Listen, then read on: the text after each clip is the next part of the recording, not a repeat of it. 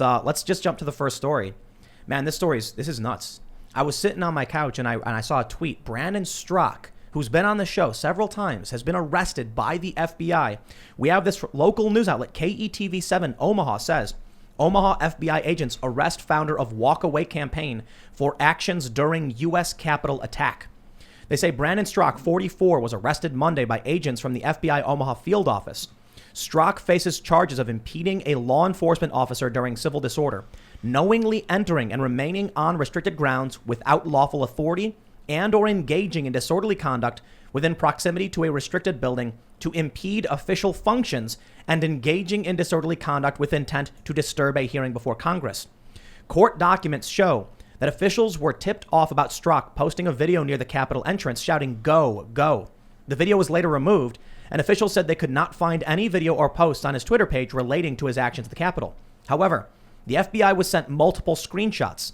These screenshots reportedly revealed that Straka made the following comments on Twitter, saying, quote, "Patriots at the Capitol, hold the line." Quote, "I arrived at the Capitol a few hours ago as patriots were storming from all sides. I was quite close to entering myself as police began tear gassing us from the door. I inhaled tear gas and got in my eyes. Patriots began exiting shortly after saying Congress had been cleared." He goes on to say he was confused. For 6 to 8 weeks, everybody on the right was saying 1776, and that if Congress moves forward, it will mean a revolution. So Congress moves forward, patriots storm the Capitol. Now everyone is virtue signaling their embarrassment that this happened. I think that quote right there is a really good example of what happens when you're in an echo chamber. As if anybody thought that going inside a building and physically standing there was going to change the government overnight. Just definitely not the case. But the more important points I'll make right here. They say, according to documents, one video showed an officer from the U.S. Capitol Police holding a protective shield. As individuals pushed past the officer toward the entrance of the U.S. Capitol, the officer held his shield up in the air. The report states, according to documents, Straka is heard shouting, "Take it away from him." And others in the crowd then yelled, "Take the shield." As several people in the crowd grabbed the officer's shield, Straka yelled, "Take it, take it." Officials learned that Straka was a self-described former liberal and the founder of the Walkaway campaign. Now, here's where it gets crazy. I've got here the FBI affidavit. They say the FBI received multiple tips referencing the video of Straka at the U.S. Capitol, including a tip from Witness 1. I interviewed Witness 1 on January 13th. Witness 1 stated she was a relative of Straka. Now, everything else we've heard for the most part, accusations were made, videos were sent. And I'll also point out this is probably why Facebook banned Walkaway and all of the people involved. See, I don't think any of us actually saw those videos unless you had been following Walkaway. I wasn't. So when I heard that they banned the entirety of Walkaway, I was like, whoa, that's nuts. Now, if they're saying he was posting these videos of himself storming the Capitol, it's not surprising at all. But I think the bigger issue here is, for one, we got the news. That's it. Founder of Walkaway arrested. Relative turned him in. I mean, play stupid games, win stupid prizes. So I don't know why anyone went near this mess at the Capitol. They were never going to accomplish anything. They were never going to stop the certification of the vote. I mean, that ship sailed a long time ago. For a few hours they did. Yeah, they delayed the inevitable at a big cost to them personally. Yep. So I disagree. That shaman who believed he was an alien, he was definitely a threat to national security, and he became very close to being Speaker of the House. I mean, how can you argue against that? Well, it was an insurrection. Wait. Brandon. He was standing in Mike Pence's place. Yes. For the president of the Senate. That legally means he was the president of the Senate, right? That's the idea, isn't it? By physically going in there and standing there, you hold the title. That's the rules, right? Well, is that what people thought was going to happen? But okay, yes. look. Sorry for interrupting you. Go ahead, finish your point. But I was saying, like, it is disturbing to see people starting to turn in family members. It'd be one thing, right, if it was, there was another story that you and I were talking about before we went live, right, where there's a threat of, like, imminent violence or terrorism. Right. But, like, just snitching on your family members, there's got to be some really extreme circumstances to justify anything close to that. And just posts that you saw from them on Twitter, I would never do that personally. Well, we also have to understand we're in a political climate where it seems like the FBI has been absolutely activated. previously, before, when it came to other issues, the FBI is kind of sitting around. But now, I mean, they're putting up bulletin boards, they're putting up wanted posters, they're putting up tip hotlines. It looks like they finally, got off of their buttocks and started being extremely proactive and very efficient at their job. When previously, with other cases like the Epstein case, they kind of didn't really do much. And not just that case. Here's exactly. what bothers me. No, trust me. There's a long history of the listen. FBI not doing their job correctly. Anybody who actually committed crimes at the Capitol, they should be doing that, right? But where was that during the BLM riots this summer, right? They weren't tracking down every person that smashed a window. Brad. Those were peaceful, mostly peaceful And protests. they stopped COVID. And they fought COVID, according to scientific studies that were released and published by CNN News. Are you telling me CNN News is lying and you're cutting me down? I'm telling you. I'm going to have to speak louder, Tim. Okay, sorry, go ahead. Well, no, I'm just telling you though, when they tell you it's mostly peaceful with the burning background, the building on fire, it might not actually be mostly peaceful. This is a serious problem, man. I've had emails from people saying like, Tim, you talk about the same thing over and over again, just different times, like same stuff, different day. We don't swear on the show. And I'm like, what do you want me to do? Like, I'm telling you it's happening. It's happening. What I won't do is be like, oh, I'm absolutely shocked by this double standard. The FBI arresting these insurrectionists. And what do we have? We have Antifa still rioting now. Like they've never stopped. They're still going. But look, I know you guys want to rag on the FBI and all that. But I got to point out the family thing because you brought up that story of the kid and his dad, right? Mm-hmm. Let me tell you how insane and despicable things are getting. We have the story from the New York Times. Son tipped off FBI about his father who is charged in Capitol riot. He says, I put my emotions behind me to do what I thought was right. And you know what he thought was right? On his Twitter account, his official link, on Twitter, you edit your profile and you can put a link. It's his link to a GoFundMe. This morning, his GoFundMe was at like $90-something thousand. And I was just like, dude, it's one thing to rat your family out. Maybe you have to do it if there's a real threat. Maybe you have to. Right. It's true. It's not so simple. It's another thing to be like, guys, I turned my dad in. Here's my GoFundMe. I'm looking for $100,000. And wait, since then he's raised another about $25,000. So he increased the total goal to $200,000. He's calling it his college fund. Oh, listen, my God. This guy reported his dad weeks ago because his dad was saying he was going to do something big. And I'm like, look, if your dad or your family member was Antifa, and they were talking about doing something big, especially when you have stories of all these riots going on, and you turned them in, I get it. It sucks, okay?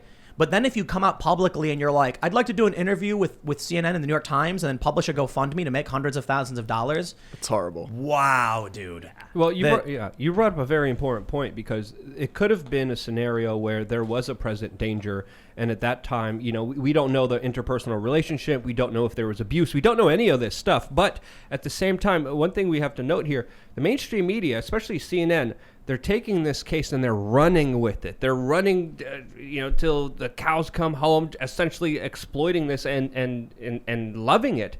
And they're running with it as a headline story. And this is where he even wrote in his own description. He's like, I'm getting so much support after my CNN interview. I might not have a home to live in, but it seems like he's getting some. He can buy a home now. That's the most dysfunctional incentive structure, though. You're setting up with these like resist bucks. I mean, this is what they did with Claudia Conway, right? Yeah. That she was willing to drag her mom on Twitter for working for the president, and so like the New York Times had a glowing profile of her, and they started constantly sharing her and promoting her and turning her into a TikTok star. And it's like, I don't think we should be incentivizing with money young people to do this kind of thing and sell out their family. Unless you're a commie and you want the culture revolution. Then you're cheering and jumping up and down and clapping for it, happy. But wait, I thought they didn't believe in incentivizing people with money. That's the funny thing I said. That's what I was saying earlier, that a lot of these people claim to be socialists or leftists, but when it comes down to it, they're the worst version of capitalists. Everything they complain about capitalism, like the raw exploitation for money, I'm like, what do you think it is you're doing when you literally sell your dad to the state for money? That's incredible. Look, if I had to report a family member, I'd be embarrassed. I'd be saddened. But more importantly, what if it was possible that he could have talked to his dad? What if when he heard his dad say crazy stuff, he was like, yo, Dad, sit down. Let me talk to you. Like, we need to have a family intervention about this. Because saying, I'm going to do something big, just you wait. What does that really mean? It's crazy. Is that when you're like, well, something big, time to call the feds and have him arrested? Did he say it to the kid or did he write it on Twitter? Well, later, afterwards, he told the kid he would shoot him. So... Okay. But he reported his dad weeks ago. So the dad told his kid that he was at the Capitol, and if he snitched on him, he would do what traitors deserve, and traitors get shot. Oh, well, or this guy sounds unstable. Totally, I think the kid's in the right here. Well, so his kid reported him weeks ago. All right. And that's what I was saying. A lot of people are immediately jumping the gun saying, oh, don't rat on your family. That's messed up. And I'm like, I don't know if your dad's saying like. No, that's fine. It's the fundraising part that's a little questionable. Yeah. Is he, so the kid's like homeless now? Did he lose his last parent? No, I don't think so. Well, he wrote in his description, I might be kicked out of my house due to my involvement. Yeah. I might be. That's fundraising. Give me money. Dude, I got sympathy for that guy, that kid. Because that's a weird, if your dad threatens to shoot you and goes and does some illegal act, absolutely. And you have to distance yourself from your family when you're younger than 18, is he? I would don't imagine. know. Well, it could go either way. We don't know His what future happened. could be shattered. We don't know what happened personally between these two individuals and their personal relationship. It could be that he was making an offhanded joke and wasn't that serious about it. It could be that he could be an abusing father that beat his children and literally threatened more harm on them. Yeah. So we don't know exactly what happened there. But again, it's the fundraising. Check this out. On his GoFundMe, he keeps saying like, I'm raising. Well, let me see. Wow. He goes, I'm raising the goal to 100,000 from requests, and it's staying at 100,000. Thank you, everyone, for your messages. They all have been read and cherished. Thank you. People have requested again that I move the goalpost once more. I'm sorry about saying it would stay, but you guys have been persistent, so I gotta ask for more money. I guess I gotta take more money. There's one more. I moved the goalpost. Once more people have been requesting. It's just, listen, it's not me asking for the money and increasing the goal. It's that people keep saying, dude, we want to give you money. You don't need to increase the goal to make money. If your goal is $5,000, people can still keep donating. Increasing the goal has the purpose of making people think you haven't reached your goal yet, so they're more likely to donate. I doubt. Well, no, look, there probably are people saying like, hey, increase it, right? And he's like, I guess. Okay, but just from a raw perspective, you kind of have to respect the hustle. Yeah. Oh, yeah, totally. Yeah, he's a capitalist. And I'll be completely honest. The money he's taking, this is a really funny question when it comes to money. People are like, you're getting paid by, Soros or like the Koch brothers or whatever. And I'm kind of like, who would you rather have the money? The Koch brothers or me? Like, isn't it a good thing that these organizations lose money giving it away to other people? They lose that power. Yeah, we don't have Wait, this you're getting paid by the Koch brothers? No. Oh, the point I'm making is, I don't know what this dude's politics are. He's probably not particularly political, but he's now taken $125,000 from, establishment and tribalist lefties. So it's like, I guess better he has the money and spends it on whatever he wants to than a bunch of, crazy people. Like, it's better than Mitch McConnell taking $150,000 from the NRA, probably, because it's like grassroots at least. Wait, what? Like, we're talking about people donating money and receiving money. Like, I'm these saying, politicians that are getting hundreds of thousands of dollars from corporations. We don't sit here and talk and complain about each of those, but it's probably way worse than a kid going on GoFundMe and taking like a... This what I'm saying is this kid's probably going to like buy a car and then just like go drive around and do nothing with it. Buy crypto. But the people who have the money in the first place are going to be like promoting fringe political causes and stuff. So it's like, I guess if he takes the money and he just like, goes to school with it, I guess he's influencing one person. He's paying them to influence him instead of paying to influence others. You know what I mean? But it does incentivize more of this. Right. That's the main issue. That's why right. It's bad. If he gets it, then a bunch of other kids out there whose parents maybe are not that crazy are going to see the money, and maybe the next one, I mean, I'll give this guy the full benefit of the doubt. Maybe his dad was crazy. Maybe he had to do this, right? But there's probably some kids out there who look at that and are like, I want to get a slice of that, and maybe they will not be telling the truth when they do it. Yo, the chick who turned in her mom, hold on, wait, is this the same one? Oh, no. There's many of them. That's the thing.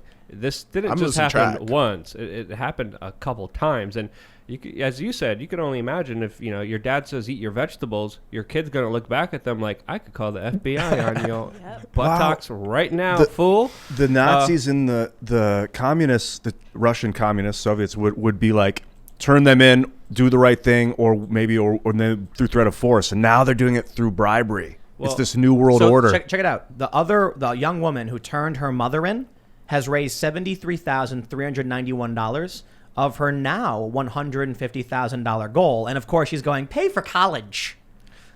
Well, to be fair, Biden's going to take a lot of that money with his new tax plan. Oh, definitely. And then college, I mean, Well, they're going to get their student loans all canceled anyway. I'm gonna tell you my hard prediction. I think these two people are gonna go to jail, or The kids? yeah. Maybe not jail. Maybe it's a little harsh. I think because what people don't realize, I've heard this story a lot. When people get an internet windfall and they think the money is free and they don't pay taxes on it, and the IRS comes a knocking and they end up owing the IRS a ton of money. So this dude who's getting all of this money for college could be argued that by putting that. So I'm not a tax lawyer, but what I've been advised is, if you want to give someone a gift, then there can be no consideration. Consideration being a contractual term, a legal term. So if I said, like, here you are, Luke, 1 gorilla for free, and you can do whatever you want with it, then that's a gift. But if I say this gorilla is for X, it's no longer a gift. It depends, though. You could argue that paying someone's medical bills or college could constitute a gift. But we saw this. I don't know if you guys remember when Occupy organized that big debt payoff where they were like buying people's medical debt. People were getting tax bills because of it. Mm-hmm. Because paying off someone's debt is giving them money. And then depending on what the money was for, if there was consideration involved, like, I'm going to give you money, but it can only be used for this, then the person has to pay taxes on it. A gift can have no strings attached. Well, right now with COVID, people are getting tax bills for their stimulus checks and their expanded unemployment benefits. Yeah. Wow. That's crazy that unemployment is a tax. You pay unemployment tax to cover the unemployment, then they pay it out to you, but then they tax it. Yeah. So it's already a tax. Why and to spend it, you pay sales tax. To earn it, you pay income tax. To just keep your property, you pay property tax. I mean, it's multiplied a million times over. At the gun store we went to, on the receipt, when it said taxes, it said taxation is theft. Oh, did it really? Yeah, so you got to check your receipt. You'd love to see it. Yeah. So, I mean, there's local businesses that are hit either way. I mean, you brought up an important point. I mean, they tax almost – there's so many aspects of life are taxed. You receive money, you get taxed. You spend money, you get taxed. And then you got to pay taxes on top of those taxes, on top of other taxes. It's just utterly but hold insane. on. This is why what a lot of these lefties don't understand is that lowering the tax rate can actually increase tax revenue. Oh, yeah. Because if the dollar, if I have $1 and we spread it around this table, by the time the dollar is done being traded, the government has all of it. But if you raise the taxes to a point where I can't even afford to spend it, then I just hold the dollar. Well, and also has none of it. High taxes discourage economic activity, right? If the top rate is 90%, like AOC's dream, right? People aren't going to work to earn those extra dollars once they hit that bracket, and then there's less overall revenue from that too. I disagree.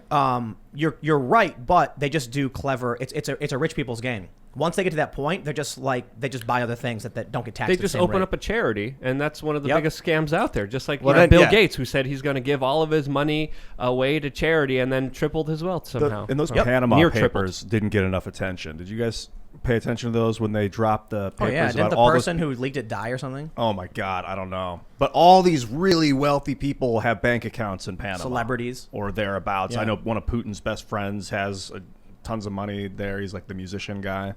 I mean, that's like the elephant in the room with this economy. It's rich people have the means and the ability and the legal power, and they get away with it.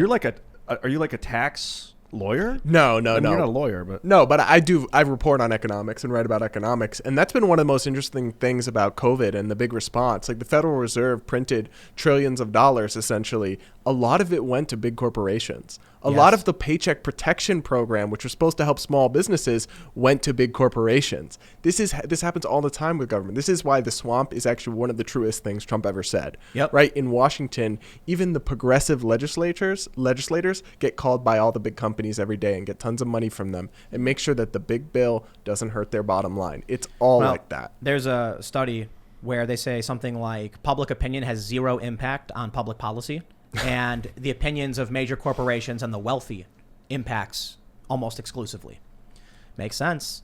Why is a politician going to be worried about? Well, I think the internet has changed things though, because it used to be that you needed the money to run the ads. Mm-hmm. Now it's the Twitter game. It's AOC goes on Twitter and she starts ranting about the Republicans and like how they're evil and stuff like that, and then she gets more and more followers, and people love to hate. They love to be angry. Mm-hmm. They want to feel their anger is justified. Well, that's the impulse that gathers your attention the most. So there have been many clinical studies, and if you could make someone fearful and scared, those are the incentives to make people click more than anything else out there in the internet. And a lot of these news companies, a lot of these big tech companies know this, and they need to keep people on their platforms. They need to keep people, engaged as much as they can. So they hit this fear. Flight. Fight or flight. Fight or flight instincts all the Yeah. time, and our emotional systems are hyperbolically just going insane after being induced into so much of this kind of casino gamified informational warfare that's blasted in your face. Thanks for checking out this clip from the Timcast IRL podcast. We do the show live Monday through Friday at 8 p.m. So come back to check us out when we go live. Don't forget to subscribe, hit the like button, hit the notification bell, and we are also available on all podcast platforms for free if you want to listen to us there. Thanks for hanging out, and we will see you all next time.